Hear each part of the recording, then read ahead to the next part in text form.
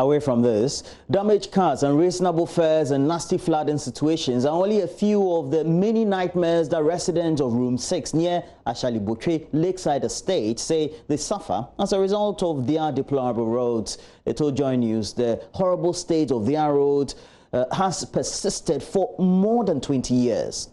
PSA Nanaya Safo reports that residents are appealing to successive government for these roads to be completed, and those appeals in the past have also yielded no results. At first look, the lands beyond Lakeside Estate in Ashalibotwe are perfectly normal, but a closer look reveals potholes in the roads which can best be described as mini craters. A drive in this part of town requires skill, extreme patience, and most importantly, one has to necessarily fasten their seat belt. The road ahead is a long dusty stretch. It is untarred with poor drainage on either side, and this has marred the otherwise beautiful community. So many years I've been praying for this road, more than 25 years. Any government comes, it goes. The road is just how it is. Stephen Ntie is a taxi driver here. Anytime they will say, oh, election, you rise to vote for them. But yet still, our road, see how it is. Our cars are all getting damaged. There's no one to help us. So my brother, if you people will help us alone, drive people, make people try. They get majority of their vote from this side. And see our situation. Master, see our situation. Every blessed day, you have to go to a workshop. Every blessed day, if you go 4 trips, 1 trip there for workshop.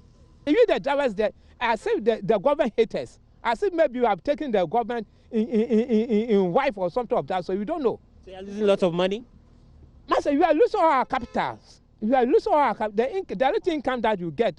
But he is not the only one. Adwa Pukwa, a trader, has lived here for 17 years.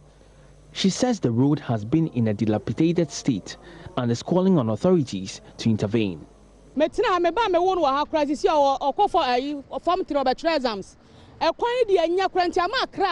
roads are terrible. Accra buses don't even go all the way to the last stop.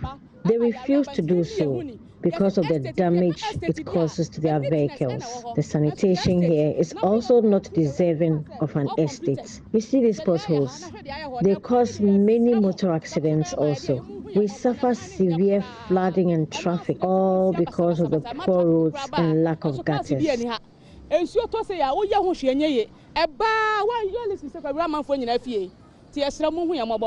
The state of the road is taking a toll on the residents and many who ply their trade here.